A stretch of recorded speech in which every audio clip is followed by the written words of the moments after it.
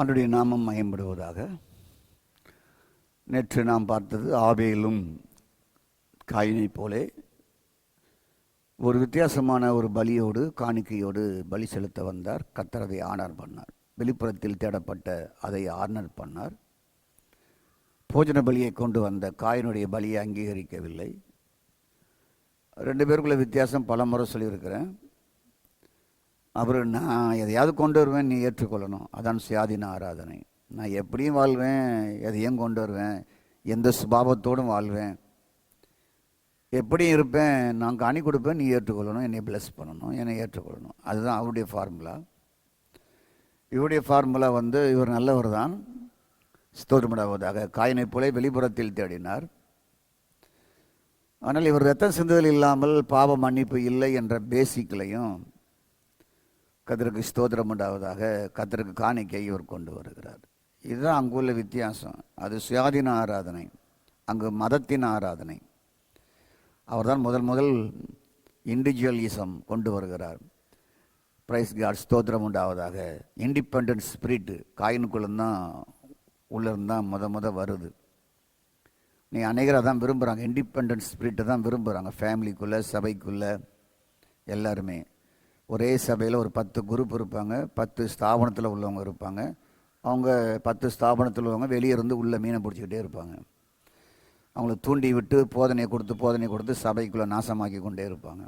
இந்த குரூப்பில் வெளியே போய் டீச்சர்லாம் கேட்குறாங்க பார்த்தீங்களா, அவங்க எதையாவது ஒன்று சொல்லி அனுப்புவாங்க. வாரத்தில் ஒரு நாள், ஒரு மாதத்தில் ஒரு நாள் கூப்பிட்டு சோறை போட்டு அவங்களுடைய காரியத்தை ப்ரொமோட் பண்ணி அனுப்பிச்சிடுவாங்க.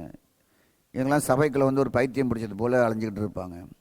சபையை குறை சொல்லிக்கிட்டு சபையினுடைய வார்த்தைக்கு கட்டுப்படாமல் ஊரை சுற்றிக்கிட்டே இருப்பாங்க. அவங்க தான் காயினுடைய ஆராதனை. நீங்களும் அப்படி இல்லை என்பதை நான் நம்புகிறேன், விசுவாசிக்கிறேன். நீங்களும் ஆமேன் என்று சொல்லுங்கள். ஆமேன். நான் அப்படி அல்ல, நான் அப்படி அல்ல, நான் அப்படி அல்ல. ஸ்தோத்திரம். அப்போது நாம் இப்போது நாம் என்ன பார்க்க போகிறோம் என்றால், ஆவிக்குரிய வாழ்க்கையை பெறுவதை பற்றி பார்க்க போகிறோம். ஆவிக்குரிய வாழ்க்கை, ஸ்பிரிச்சுவல் லைஃப் எப்படி பெறுவது என்பதை பற்றி நாம் பார்க்க போகிறோம். நீங்கள் ஒரு ஆவிக்குரிய வாழ்க்கை விரும்புகிறீர்கள். நானும் அதை விரும்பிதான் 1980 நான் ஒரு ஆவிக்குரிய சபைக்குள் பிரவேசித்தேன். அதை பெறுவதற்கு என்ன செய்ய வேண்டும்? விசுவாசிக்க வேண்டும். விசுவாசிப்பதற்கு என்ன தேவை? மனம் தேவை. மனம்தான் வாசல். கெட்ட ஒலிக்கும் மனம் தேவை. சர்பத்தின் இயல்பு உள்ளே நுழைவதற்கு மனம் தேவை. வீழ்ச்சிக்கு பின்பு ஒருவன் விசுவாசிக்க வேண்டும் என்றால், ஜீவனை பெற்றுக்கொள்ள வேண்டும் என்றால், மனம் திரும்ப வேண்டும் என்றால் அதற்கு மனம் தேவை. ரெண்டுக்கும் ஒரே வாசல் தான் இருக்கு. மனம் என்ற வாசல், அறிவு என்ற வாசல். ஸ்தோத்திரம். அப்போ மனமே வாசலாக இருக்கிறதுனால இப்போ இந்த டோரை இதை ஓப்பன் ஆகணும். அறிவு தான் வாசல். இப்போ இந்த அறிவின் வாசல் ஜீவனுக்கு ஏதுவாக, ஆவிக்கு ஏதுவாக திறக்கப்பட வேண்டும். இதுவரைக்கும் நம்ம எப்படி திறந்து கொண்டிருந்தோம்? சர்ப்பத்தின் இயல்பு கொண்டு அதனுடைய காரியங்களுக்காக நாம் திறந்து கொண்டிருந்தோம்.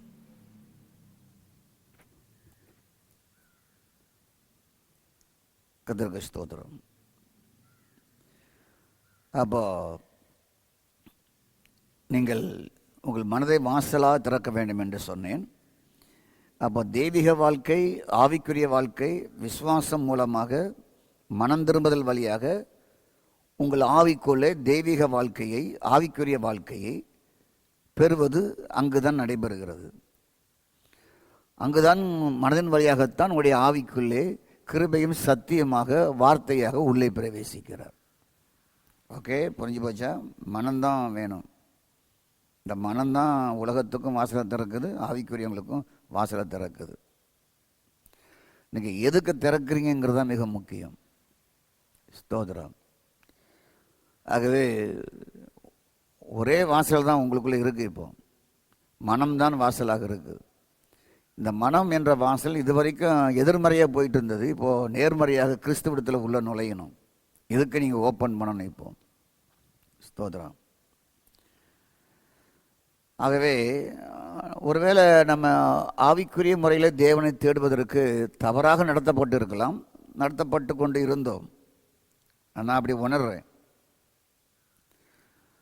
கர்த்தருக்கு ஸ்தோத்திரம். எப்படி நம்ம ஏற்கனவே நான் பல முறை சொன்னதே உங்களுக்கு ரிப்பீட் பண்ணி சொல்ல வேண்டியதாக இருக்கலாம். இப்போ ஆவினால் தேடுதல் என்பது சபை கற்றுக் கொடுத்தது ஒரு வித்தியாசமான முறையில் நமக்கு கற்றுக் கொடுத்துட்டாங்க. ஸ்தோத்திரம். ஒரு கன்வென்ஷனில் ஒரு நாள் ஆவினால் கத்தி ஜெபம் பண்ணணும், சத்தம் போட்டு ஜெபம் பண்ணணும். ஸ்தோத்திரம். இது இந்த முறையை தான் நமக்கு ஆதி காலத்து முறையை நமக்கு கற்றுக் கொடுத்துட்டாங்க. Brace God. ஆரவாரத்தோடு அந்நிய பாஷைகளை பேசி சத்தமிட்டு ஜெபம் செய்தால் அதுதான் ரொம்ப ஆவியில் நிரம்பி இருக்கிறது அப்படின்னு சொல்லி பயிற்சி நமக்கு கொடுக்கப்பட்டது. அந்த பயிற்சியை நாம் இன்றைய வரையும் பின்பற்றி கொண்டிருக்கிறோம் என்பது மிக முக்கியமானது. நல்ல விவரம் தெரிஞ்சவங்கள பார்த்துருக்குறேன். ரொம்ப மெச்சூர்டான மிகப்பெரிய போதர்கள்லாம் அவங்க அதில் கவனமே செலுத்த மாட்டாங்க, பேசாமல் அமைதியாக இருப்பாங்க. ஸ்தோத்திரம். ஆகவே கதிராவதற்கு ஸ்தோத்திரம் உண்டாவதாக. நாம் இதுவரைக்கும் கற்றுக்கொண்டதோடு ஒரு மேலானது இருக்கிறது என்பதை நீங்கள் உணருங்கள். இதுவரைக்கும் ஆவிக்குரியது என்று கற்றுக்கொண்டதை விட ஒரு மேலான கர்த்தர் வைத்திருக்கிறார், மேலான வாழ்வை வைத்திருக்கிறார். அப்போ நீங்களே எழுதி கொள்ளுங்க. நான் இது வரைக்கும் ஆவிக்குரியது என்று கற்றுக்கொண்டது எதெல்லாம்ங்கிறதெல்லாம் நீங்கள் கொஞ்சம் எழுதிங்க, டைரியில், உங்கள் டைரியில் எழுதிக்கிங்க. ஏன்னா அதை பல முறை நான் சொல்லியிருக்கிறேன், இப்போ சொல்ல வேண்டிய அவசியம் இல்லை என்று நான் விரும்புகிறேன். ஸ்தோத்திரம். அப்போ அது ஒரு நல்ல ஒழுங்காக தான் இருந்தது. ஸ்தோத்திரம். நெடுமுழங்கால் நிற்பது ஒரு நல்ல ஒழுங்காக இருந்தது எனக்கு. வாரத்தில் ஒரு நாள் 2 நாள் உபவாசிப்பது நல்லா இருந்தது. உடைகளை மாற்றுவது நல்லா இருந்தது. எல்லாமே நல்லா தான் இருந்தது, அதில் ஒரு தப்பும் கிடையாது. கர்த்தருக்கு ஸ்தோத்திரம் உண்டாவதாக. ரொம்ப டீப்பாக அதில் போயிட்டு பிரேஸ்கா ஆவியின் தேவன் உள்ளே பிரவேசிப்பது என்ற வாழ்வு கொஞ்சம் லிமிட்டாக போயிட்டு, ரொம்ப டீச்சிங் இல்லாமல் போயிட்டு குறைவாக டீச்சிங் ஆகி போச்சு. கடவுள் உள்ளே இருக்கிறாருன்னு பெரும்பாலும் எல்லா கிறிஸ்தவரும் சொல்லுவாங்க, ஆவியன் உள்ளே தான் வேலை செய்கிறாங்க. ஆனால் வாய் தான் சொல்லதை தவிர அனுபவத்தில் அதை அனுபவிக்க தெரியல. அதுதான் பிரச்சனை. ஸ்தோத்திரம். ஒரு மாத்திரை போட்டால் தலைவலி தீரும், இது எல்லாருக்குமே தெரியும். இதை இந்த மாத்திரையை போட்டால் தலைவலி தீரும் அப்படின்னு தெரிஞ்சு வச்சுருப்போம். கர்த்தருக்கு ஸ்தோத்திரம் உண்டாவதாக. நல்ல சில காரியங்கள் நல்ல காரியம் தெரிஞ்சு வச்சுருப்போம். அதுபோல் நாம் கற்றுக்கொண்ட அநேக காரியங்களை நம்ம தெரிஞ்சு வச்சுருக்கிறோம், பழகணும், பழகியும் இன்னும் செஞ்சுக்கிட்டே இருக்கிறோம். ஆனால் அதை விட மேலானது தெரிஞ்சு வச்சது இருக்கிறோம். ஆவியானதான் உள்ளே தான் இருக்கிறார், என்னை தேவாலயம் ஆக்கிட்டார், எனக்குள்ளே இருக்கிறார் என்கிற ஒரு பொதுவாக தெரிஞ்சு வச்சுருக்குமே தவிர அதை அனுபவமாக அனுபவிக்காமல், அது கேர் கொடுக்காம, அதை முழுமையாக உட்செலுத்தாமல், அதற்குள்ளே இன்னும் டீப்பாக போகாமல் சபை நின்று போச்சு. அப்படி போயிட்டுனாவே அவங்க ஊரை சுத்த மாட்டாங்க, எங்கேயும் போக மாட்டாங்க. Praise God. ஸ்தோத்திரம் உண்டாவதாக. அங்கங்கே வேனை பிடிச்சி போக மாட்டாங்க, 10 குரூப்பில் இருக்க மாட்டாங்க. Praise God. ஸ்தோத்திரம் உண்டாவதாக. எங்கேயாவது அப்படி சுற்றிக்கிட்டே இருக்க மாட்டாங்க. அது இல்லாதனால தான் அப்படி சுற்றிக்கிட்டே இருக்காங்க. அவங்களுக்கு எதையாவது வெளியே சுற்றிக்கிட்டே இருக்கணும். வார்த்தையை கேட்குறவங்களுக்குள்ள ஜீவன் உள்ளே இருக்குதுங்கிற வெளிப்பாடு உள்ளவங்க இந்த சுத்திரவெல்லாம் இருக்கவே இருக்காது. அவர் உள்ளேயே அனுபவித்து கொண்டு இருப்பார்கள்.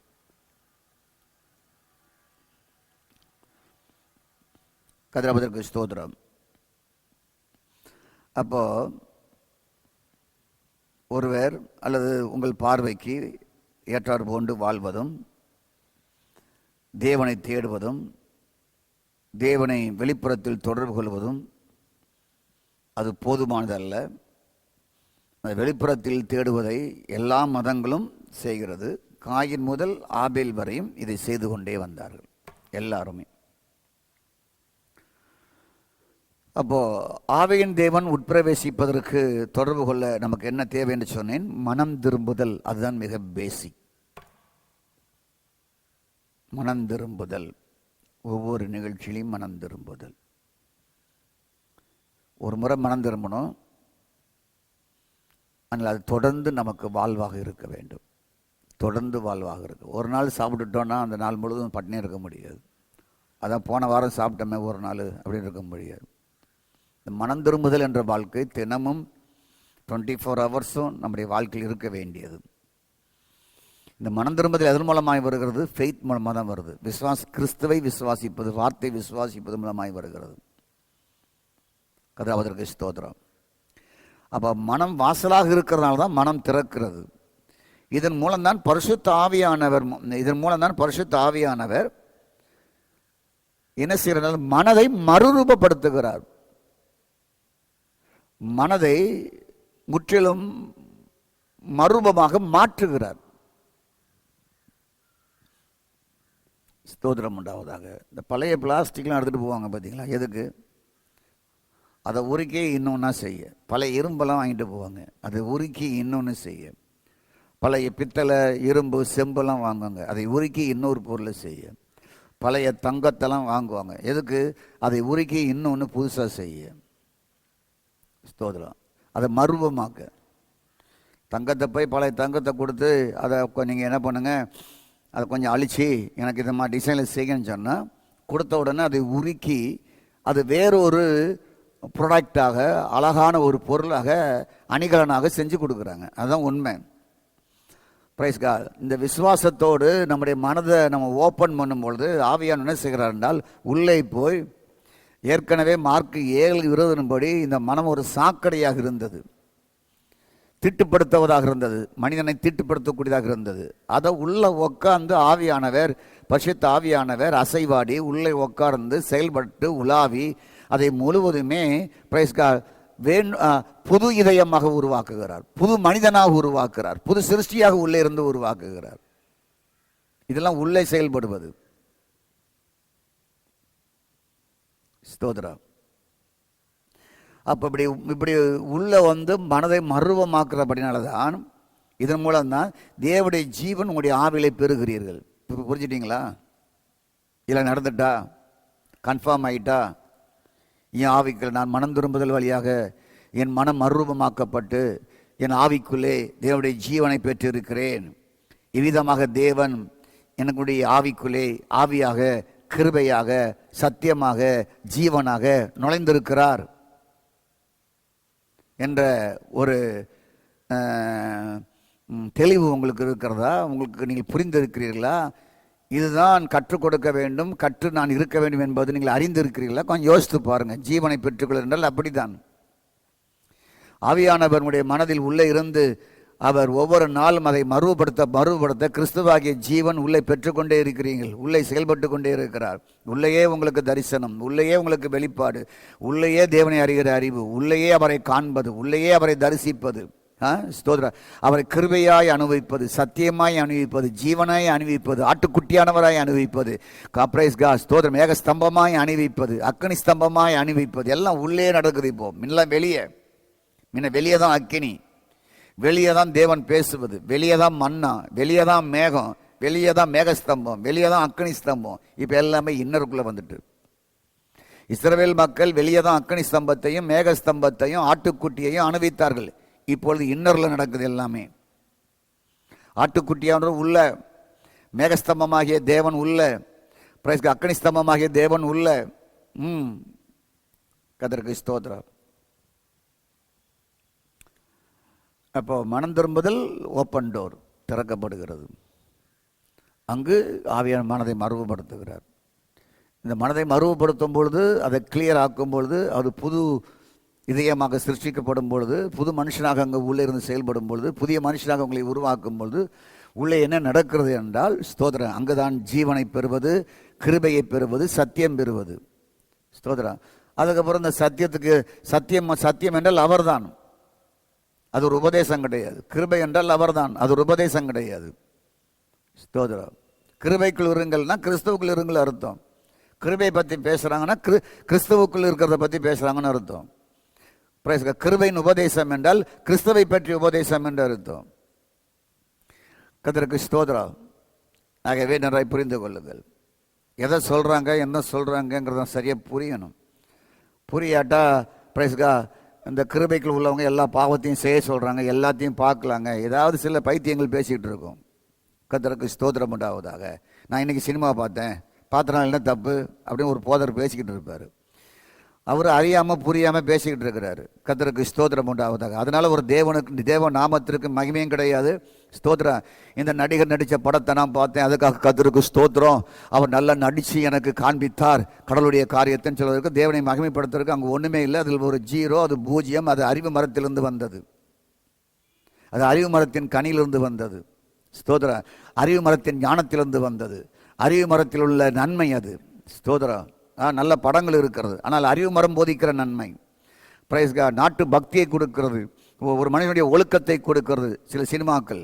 அது அறிவு மரத்திலிருந்து வந்த நன்மைகள். ஸ்தோத்திரம். அறிவு மரத்தில் வந்த நன்மைகள் சர்ப்பத்தின் இயல்பு கொண்டது என்பதை சரியாக நம்ம புரிஞ்சிட்டோம்னா, பிரைஸ் காட், நான் அதை பார்த்தேன் இதை பார்த்தேன் அதில் ஒரு தப்பும் இல்லைங்கிறது பேசுவதே வராது.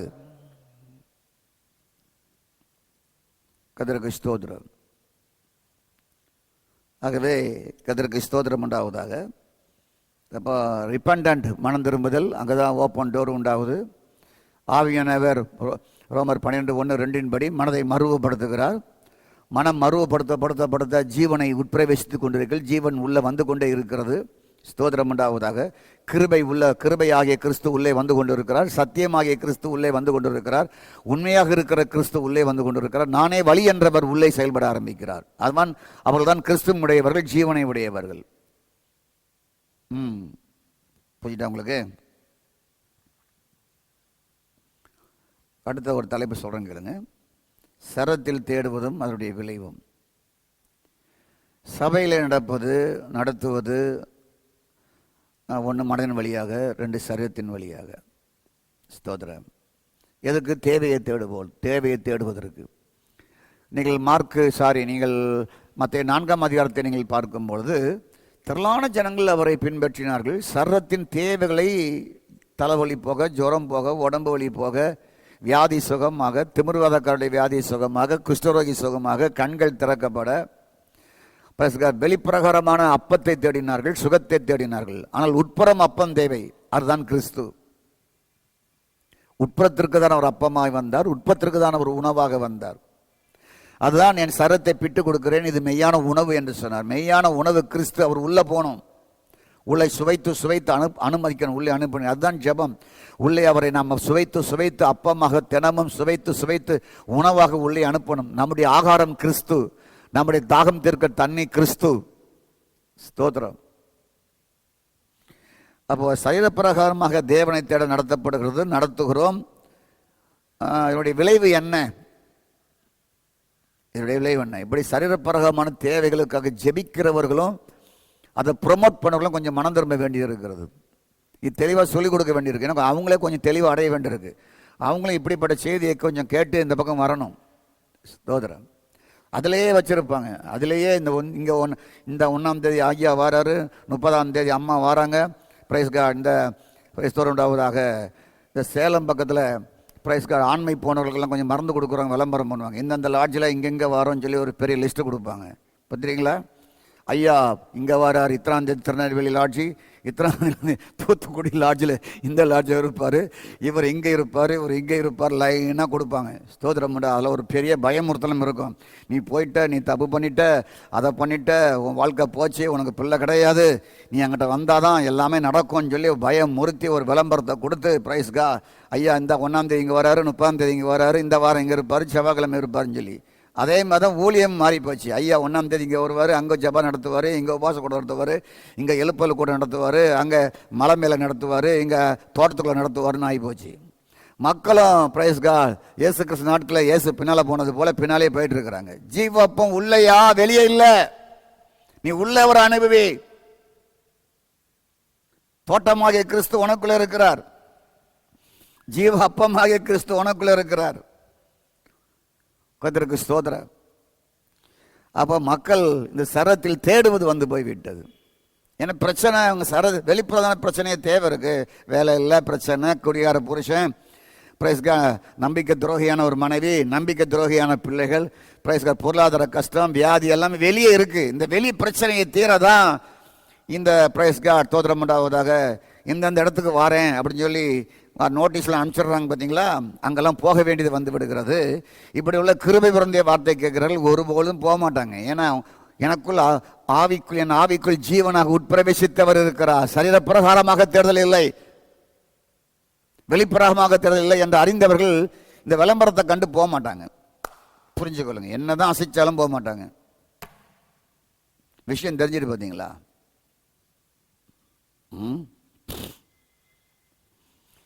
அப்போ சரத்தில் தேடுவது மூலமாக, வெளிப்புறம் தேடுதல் மூலமாக ஆவியில் ஆவினால் ஆவியின் பிதாவிடம் தொடர்பு கொள்ளாமல் போகிறது.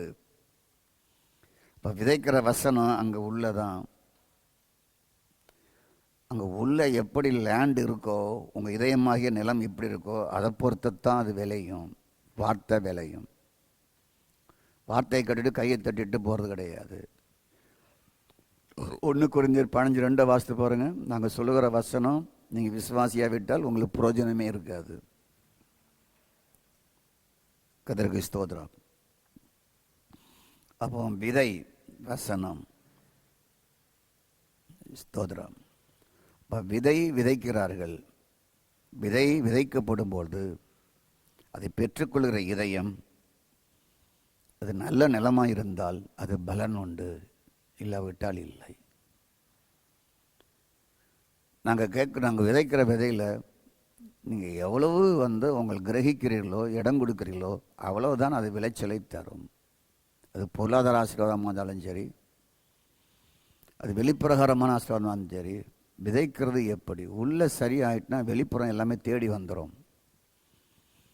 உள்ள ஜீவன் பிரவேசித்து விட்டால் அந்த ஜீவன் உள்ளே இருந்து உற்பத்தி செய்யும். வெளியே மீதி சுகம், விடுதலை, எல்லா பிளெஸ்ஸிங்கும், ப்ராஸ்பரிட்டியும் தானாக வெளியே வந்து சேரும்.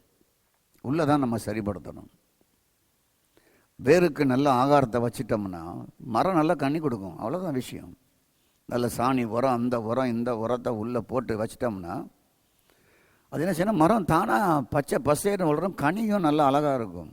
நல்ல அன்பே பார்க்குறதுக்கு ரொம்ப சுவையாக இருக்கும், நல்லா இருக்கும். நாங்கள் தென்னை மரம் வச்சுருக்குறோம். அதை கவனிக்கா விட்டால் உளப்பெரிக்காய் தான் உள்ளே இருக்குது. அதை வேறு வருஷத்துக்கு ஒரு முறை வெட்டி, ஒவ்வொரு வருஷமும் ஒவ்வொரு பக்கமாக 6 மாதத்துக்கு ஒரு முறை வெட்டணும். ஒரு முறை இந்த பக்கம் வெட்டினா மறுமுறை அந்த பக்கம், அதுக்கு அடுத்த முறை இந்த பக்கம், அதுக்கு அடுத்த முறை இந்த பக்கம், இப்படி ரொட்டினா 6 மாதத்துக்கு ஒரு முறை சுற்றி பள்ளம் தோண்டி இடையில மருந்து வைக்கணும். ஸ்தோத்திரம். அதுக்கப்புறம் பார்த்தீங்கன்னா உலோண்டு கொடுக்குற தேங்காய் உள்ள சைஸுக்கு வந்துடும். அடுத்த பெரியலையே பெருசாக வந்துடும்.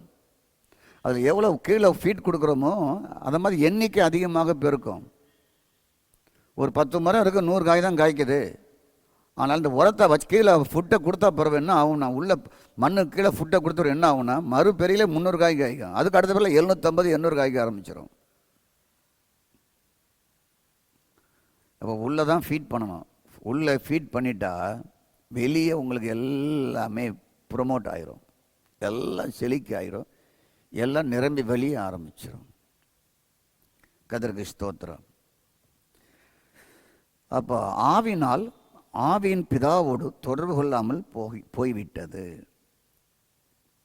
ஆகவே வார்த்தை, ஜீவன், ஆவி, வல்லமை, ஸ்தோத்திரம், இதெல்லாம் நம்ம பார்க்கிறோம். எல்லாமே இயேசுவை நமக்கு வழிகாட்டுகிறது. கர்த்தருக்கு ஸ்தோத்திரம். அப்போ வார்த்தை ஏன் செயல்படலை? வார்த்தை இருக்குல்ல, ஏன் செயல்படலை? இங்கு உள்ள விதைக்கப்படலை. வார்த்தையை கேட்குறாங்க, உண்மைதான். நீங்கள் கூட இப்போ கேட்டுகிட்டே இருக்கிறீங்க. உங்கள் மனசில் போய் வார்த்தை விழுது, உண்மைதான்.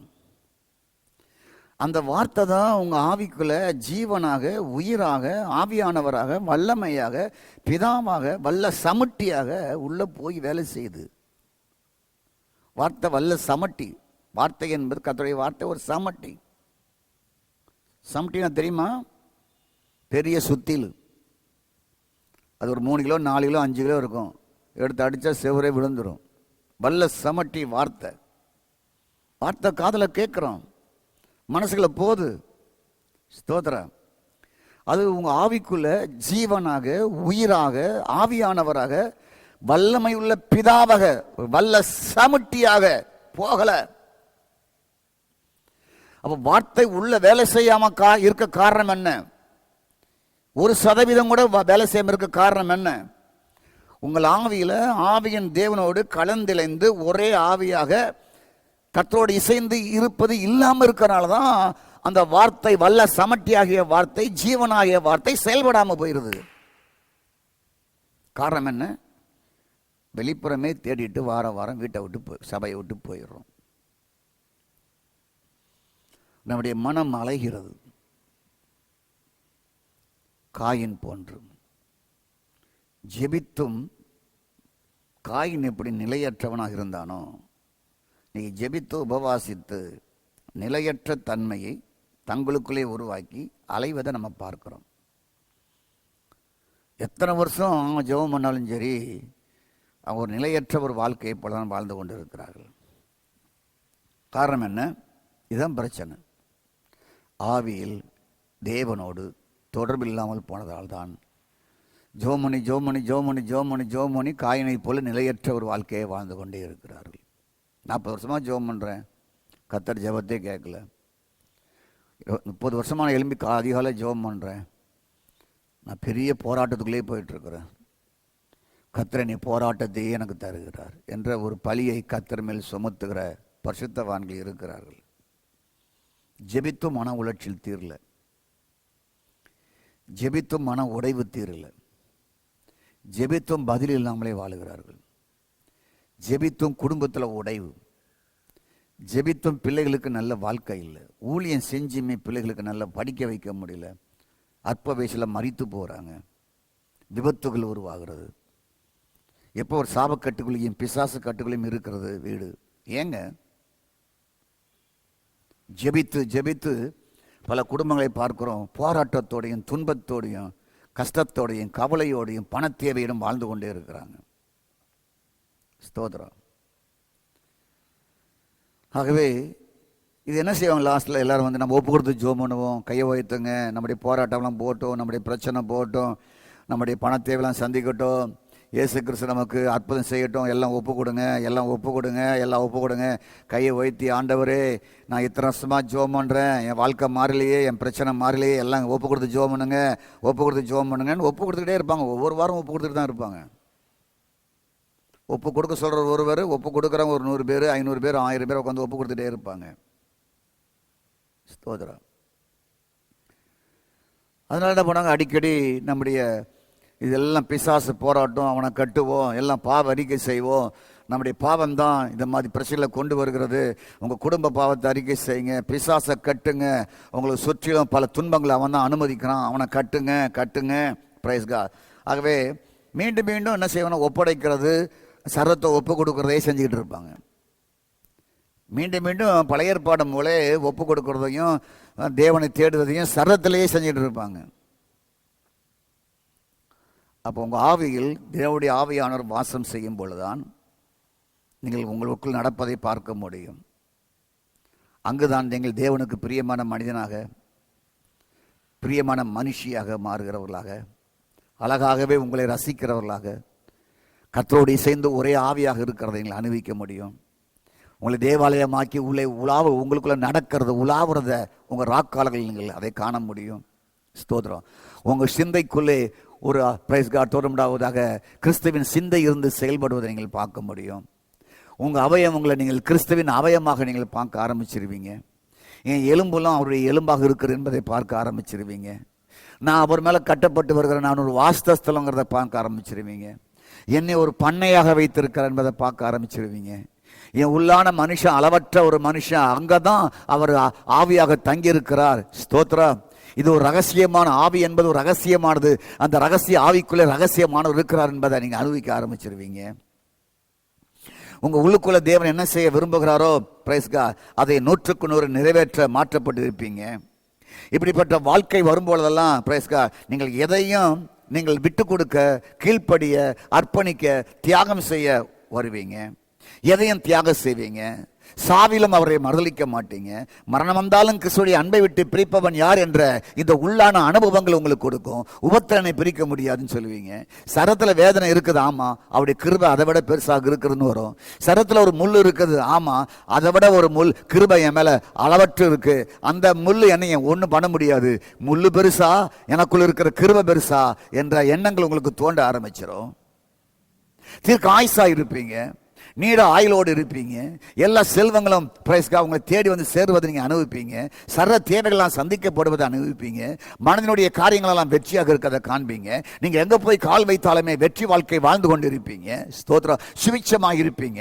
பல ஆயிரம் மக்களுக்கு நன்மையுடையவர்களாக மாறுவீங்க. ஸ்தோத்திரம். உங்கள் மூலமாக பிரைஸ்கா நல்ல எழுப்புதலான காரியத்தை கர்த்தர் செய்வார். உள்ள இருக்கிறத பகிரங்கமாக நீங்கள் அறிவிப்பீங்க. இதுதான் வெற்றி வாழ்க்கைன்னு சொல்லுவீங்க. பிரைஸ்கா. ஸ்தோத்திரம். 1ஆம் தேதி எங்க, 2ஆம் தேதி எங்க, 5ஆம் தேதி எங்க, 10ஆம் தேதி எங்கன்னு சொல்லி சுற்றுகிறதெல்லாம் விட்டு போய்விடும்.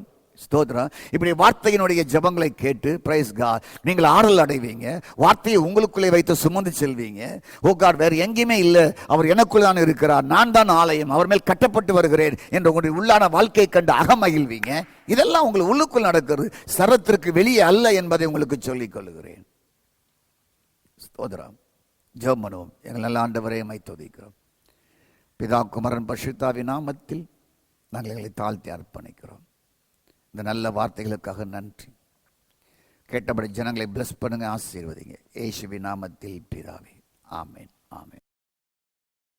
கர்த்தர் செய்ய நினைத்தது அது தடைபடாது. என் தேவன் என்னை ஆசீர்வதித்தால் தடைபடாது. என் கர்த்தர் செய்ய நினைத்தது அது தடைபடாது. என் தேவன் என்னை ஆசீர்வதித்தால் தடைபடாது. என் தேவனால் நான் உயருவேன், என் தேவனால் நான் பெருகுவேன், என் தேவனால் நான் உயருவேன், என் தேவனால் நான் பெருகுவேன். நிச்சயம் நடக்கும், நிச்சயம் நடக்கும். சுற்றி உள்ள கண்கள் அதை பார்க்கும், என்னை சுற்றி உள்ள கண்கள்